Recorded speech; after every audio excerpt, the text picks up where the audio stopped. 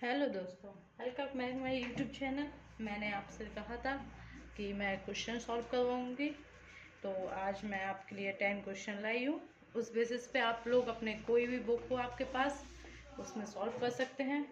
और आप लोग बताइएगा समझ में आए हैं, समझ में आए हो तो कमेंट में ज़रूर बताइएगा। और कोई भी क्वेश्चन की इंक्वायरी हुआ करे तो मैसेज कमेंट में बोल देना, तो मैं आप लोगों को अपनी इंस्टा आईडी या फेसबुक आईडी बता दूंगी, जिसमें आप लोग मुझे क्वेश्चन भेज सकते हैं और मैं आपको सॉल्यूशन भेजूंगी।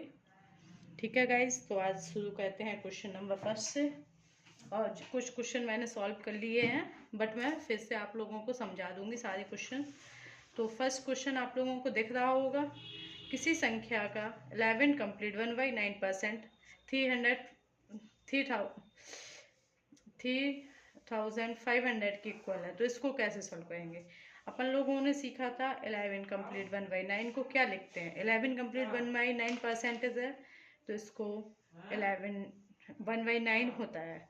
तो इसकी वैल्यू कितनी दी गई, 3,500, 3,500 रुपये दी गई। तो अपन लोगों को क्या निकालना है, वन की वैल्यू निकालनी है। तो वन की वैल्यू कितनी हो जाएगी, 3,500 इंटू 9। तो इसका आंसर कितना हो जाएगा, 31500, 31,500 इसकी हो जाएगी। अब फिर सेकंड क्वेश्चन पे आते हैं। 35 किसी संख्या का 35% 10,500 है, तो वह संख्या क्या है। तो किसी संख्या का 35% को अपन लोग क्या लिख सकते हैं, 35% को 7/20 लिख सकते हैं। कल ही बताया था हमने, वैसे ही लिखेंगे। 7/20 की वैल्यू कितनी होगी, 10500। अब इसको 7 से कट भी हो तो कट कर सकते हैं। 7 1 7, 7 5 35, 0 तो अपन लोगों को 1 की वैल्यू निकालनी है। तो 1 इक्वल टू कितना हो जाएगा, 1500 इंटू 20 कितना हो जाएगा,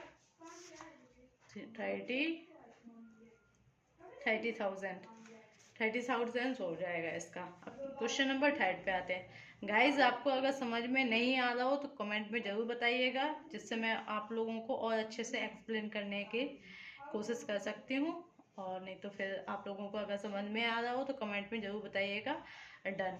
और आप लोग क्वेश्चन ज़रूर सॉल्व किया करें, जैसे आप लोगों को मैंने बेसिक बताया, तो बेसिक टाइप के इस टाइप के क्वेश्चन आप लोग कम से कम 10 या 20 क्वेश्चन जरूर सॉल्व करें, जिससे आप लोगों की प्रैक्टिस अच्छी हो जाएगी और स्पीड भी अच्छी हो जाएगी। और थर्ड क्वेश्चन पे आते हैं। जब किसी में 360 जोड़ दिया जाता है तो वह संख्या उसकी 124% हो जाती है। उसने क्या कहा, जब किसी संख्या में, अगर अपन लोग क्या कहते हैं 100%, 100 किसी भी संख्या को 100 मानते हैं, उसमें कितना जोड़ दिया गया, 360 जोड़ दिया गया तो वह संख्या का, मतलब संख्या 100 थी तो 100 का कितना हो गया, 124% हो गया।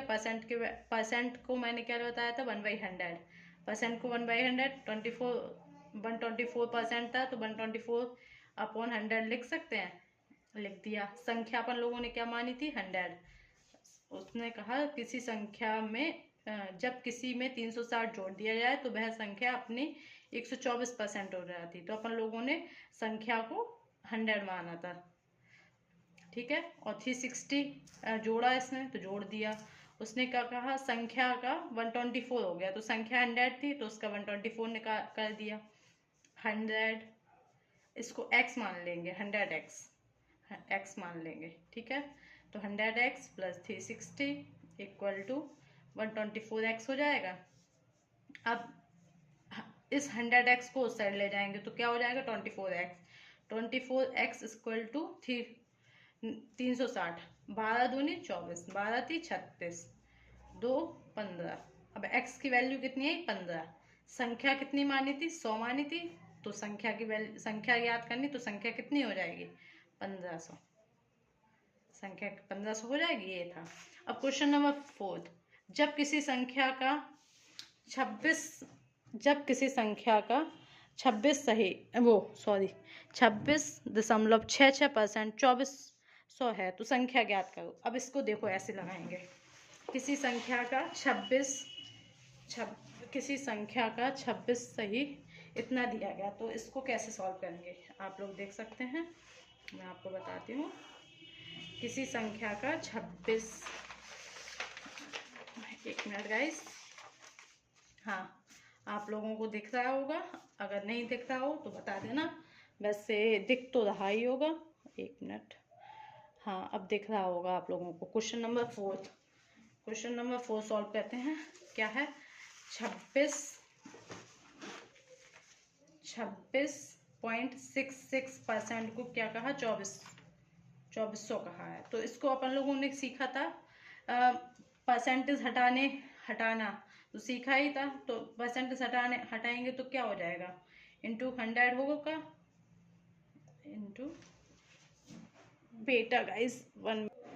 हाँ तो 26.66 है, तो इसको पॉइंट हटाएंगे तो 100 हो जाएगा।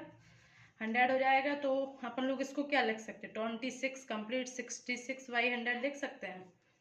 और अपन लोगों ने कल सीखा भी था, इसकी वैल्यू 26 कंप्लीट 2/3 होती है। परसेंटेज से फ्रैक्शन में बदल लिया, 26 कंप्लीट 2/3। अब इसको क्या लिख सकते हैं? 80/300 लिख सकते हैं। सॉरी 80/300 की वैल्यू 2400 हो जाएगी। 80/300 तो कितना हो जाएगा? 8 1 जाए 2 16 30 आ जाएगा। तो संख्या कितनी हो जाएगी? संख्या 300 × 30 कितनी हो जाएगी? 9000। फोर्थ क्वेश्चन का आंसर 9000 होगा। क्वेश्चन नंबर फिफ्थ देखिएगा। एक परीक्षा में उत्तीर्ण होने के लिए 40% अंक अनिवार्य हैं। ठीक है, अगर एक प्रतियोगिता को 200 एक प्रतियोगी को 220 अंक प्राप्त होते हैं और वह 20 अंक से असफल हो जाता है, तो अधिकतम अंक बताना है। जैसे माय द वे आपको 40% मार्क्स मिले हैं एग्जाम में, और एक दूसरे स्टूडेंट मैं हूँ, तो मुझे 220 अंक मिले हैं और 20 अंक से मैं फेल हो गई। तो मुझे कितने पास होने के लिए कितने मार्क्स चाहिए? 220। तो मुझे मेरे आए थे और मुझे 20 नंबर से मैं फेल हो गई, तो मुझे 20 नंबर और चाहिए पास होने के लिए। और उसने क्या बताया? 40% मार्क्स कंपलसरी हैं पास होने के लिए, तो इसकी वैल्यू 40% के इक्वल हो जाएगी। तो 240 इक्वल टू 40% की हो जाएगी। उसने क्या पूछा?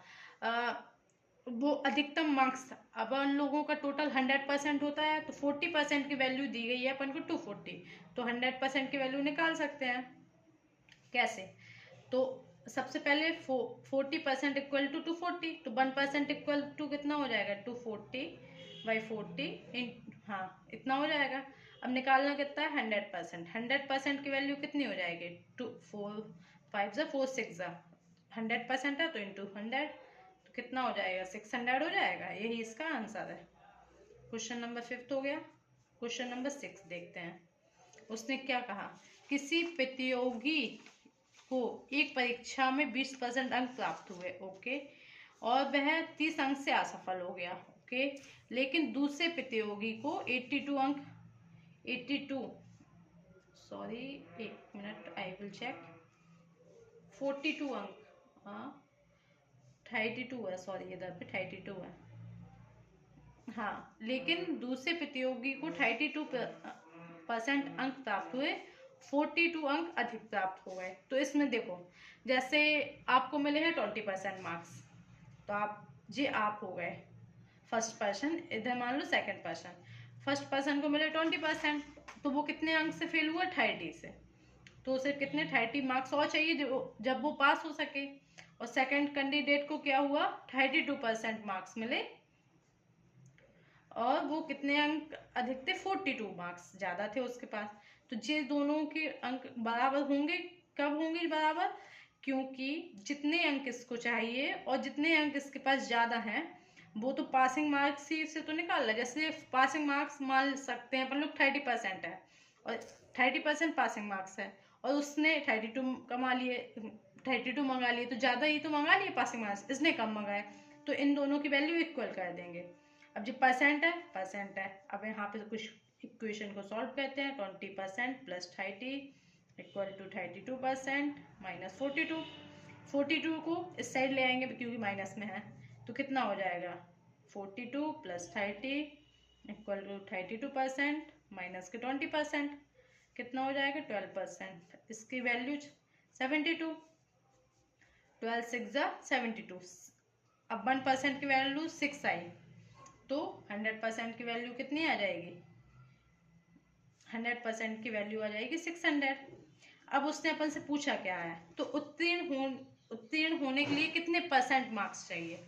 अब जैसे अपन लोगों 60% तो आ ही गया अपने पास, अपन लोगों को पास होने के लिए कितने चाहिए थे, पास होने के लिए 20% प्लस 30 मार्क्स चाहिए। अब अपन लोग 600 का 20% निकाल लो, 600 का 20%,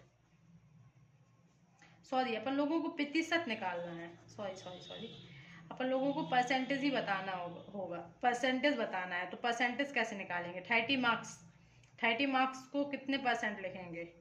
अगर 100% इक्वल टू 600 है, तो 1%, तो 1 मार्क्स इक्वल टू 100/600 हो जाएगा।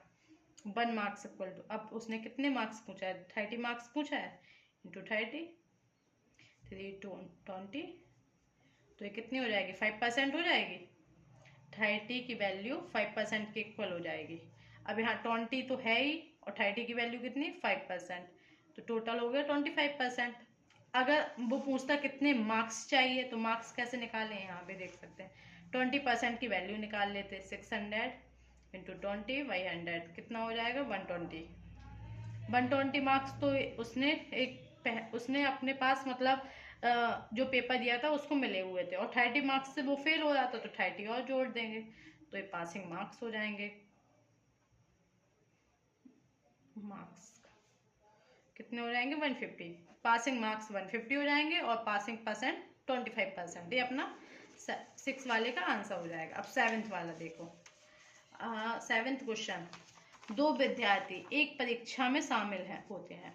दो विद्यार्थी एक परीक्षा में बैठते हैं, एक छात्र को दूसरे से 9 अंक अधिक मिलते हैं। अच्छा, जैसे फर्स्ट और सेकंड, ठीक, जैसे मैंने मान लिया सेकंड को ज़्यादा मिले, सेकंड ने x मार्क्स प्राप्त किए और दूसरे ने x+9 कर लिए, ठीक, और उनके अंक और उसके अंक दोनों अंकों के योग का 56% है। अच्छा, इन दोनों के ऐड का कितना परसेंट है 56% है, और उसके अंक एक छात्र को दूसरे से 9 अंक अधिक मिलते हैं, और उनके अंक दोनों के अंकों के योग का 36%, दोनों के अंक का योग का 56% है।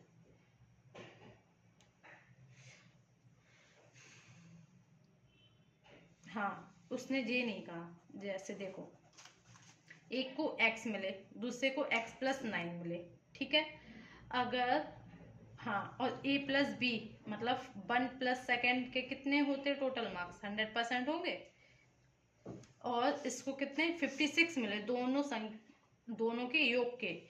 अगर इन दोनों का योग कितना है 2x है, 2x+9 है, और 2x+9 की वैल्यू कितनी दी गई 56% दी गई, ठीक, 56, हाँ, और बचा कितना 44% बचा, टोटल तो 100 होता, बचा कितना 44%।